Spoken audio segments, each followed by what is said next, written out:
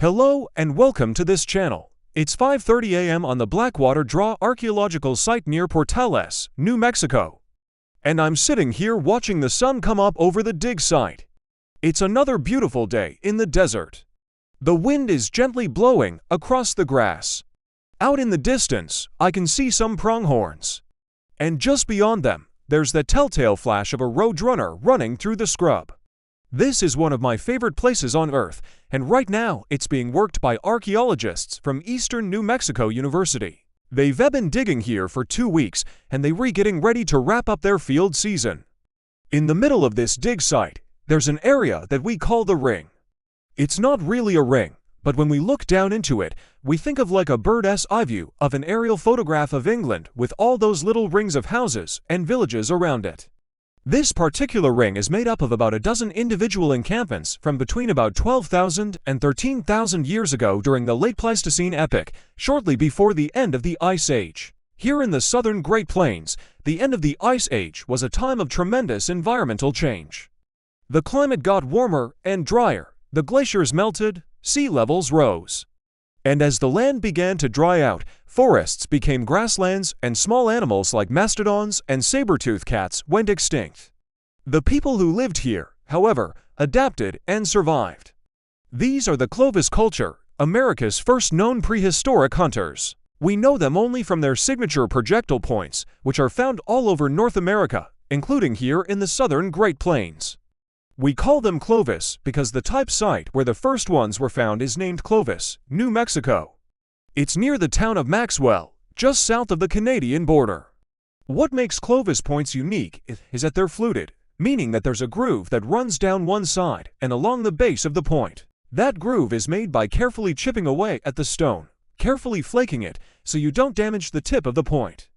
But what was that point used for? Well, as far as archaeologists can tell, they were used for hunting large game, especially mammoths. During the late Pleistocene, the southern Great Plains was a mammoth migration corridor. That means that every year they would move north to Canada to spend the summers, and then they demigrate back south for the winters. Every year, generation after generation, they followed the same route right here through eastern New Mexico, so the people of Clovis followed them. Clovis points were placed in spears or darts and likely used by well-trained hunters to take down these mammoths and other large animals.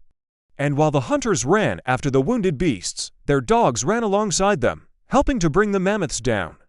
In fact, dogs were present with the Clovis throughout their entire range and may have played an important role in their success as hunters. But it wasn't just mammoths that these people hunted. Other species of animals that they exploited included camels, horses, bison, and a kind of prehistoric tapir called a mastodon. All told, they were hunting some of the largest animals in North America. And given the kind of prey that they were pursuing, it's easy to see why their settlements would be scattered across the landscape. They didn't live in one place for very long because they were always following the herds. Just like the animals they pursued, the Clovis were constantly moving. At sites like Blackwater Draw, they stayed for a few weeks or months, maybe a year or two. Then they packed up and moved somewhere else. That's also why we don't find a lot of their stuff. Unlike later cultures, the Clovis rarely buried things. When they left a site, they took everything with them.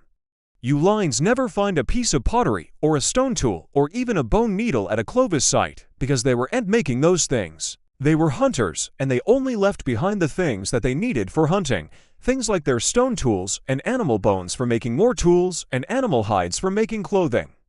For thousands of years, Blackwater Draw was thought to be the oldest site in North America. For a long time, the idea that the Clovis were America's first inhabitants went unquestioned. And that's because the earliest sites like Blackwater Draw were dated to about 12,500 years ago. But recent discoveries have pushed back the timeline for human occupation in North America at least 1,000 years before that. The earliest sites date to about 14,500 years ago, and some go back as far as 16,000 years ago. And some archaeologists think that humans could have arrived in North America even earlier than that. So who were these first Americans?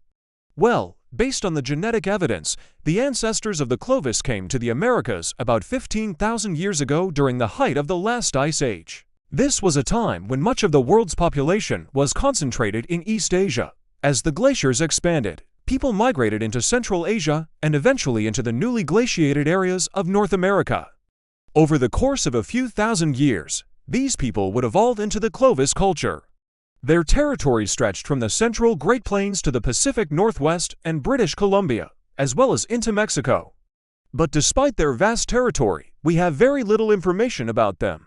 Even their name isn't really theirs. It's a term that archaeologists coined. There's no written record of what they called themselves, and what do we know about their lives? Well, we know that they had a deep knowledge of the animals they hunted. They tracked them, read their signs, knew when and where they would travel.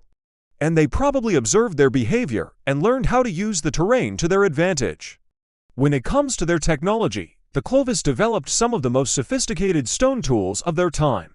They chose high-quality materials like high-quality chert and obsidian, and they used hammers, anvils, and other tools to chip and shape them into knives, scrapers, and spear points. They probably also used bone tools to process hides and wood, but so far, archaeologists haven't discovered any bone needles or other bone tools in good condition. Based on similar tools from later pre-contact cultures, however, we know that they likely made them. We also know that the Clovis kept dogs. Not only does the archaeological record show that they had dogs, but studies of ancient DNA suggest that modern dogs are descended from the dogs that the Clovis kept. Finally, we know that the Clovis had the courage and skill to hunt the largest animals in North America. They ventured out onto the open plains and took on bison, mastodons, camels, and mammoths. They were explorers, survivors, hunters. They were the first Americans. And today, right here at Blackwater Draw, we're learning what life was like for them 12,000 years ago. We're relearning what it was like to be a hunter-gatherer in the heart of the southern Great Plains. Now the excavations here at Blackwater Draw won't be returning next year. It is a big undertaking to get a research project going, and funding can be hard to come by. But don't worry, the work will continue here.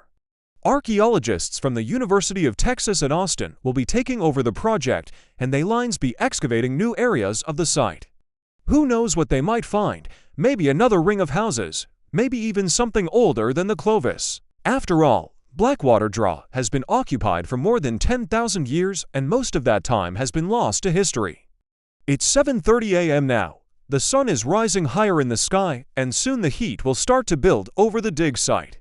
It's been an amazing 2 weeks. We've learned a lot about the Clovis, and we've made some pretty exciting discoveries. But it's time for me to go. There's still a lot more work to be done, but that's for another day. For now, it's time to head home.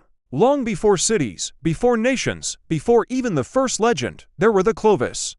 Hunters, explorers, survivors, the first Americans of the Stone Age. Thank you for coming on this journey with us as we explore the world of the Clovis.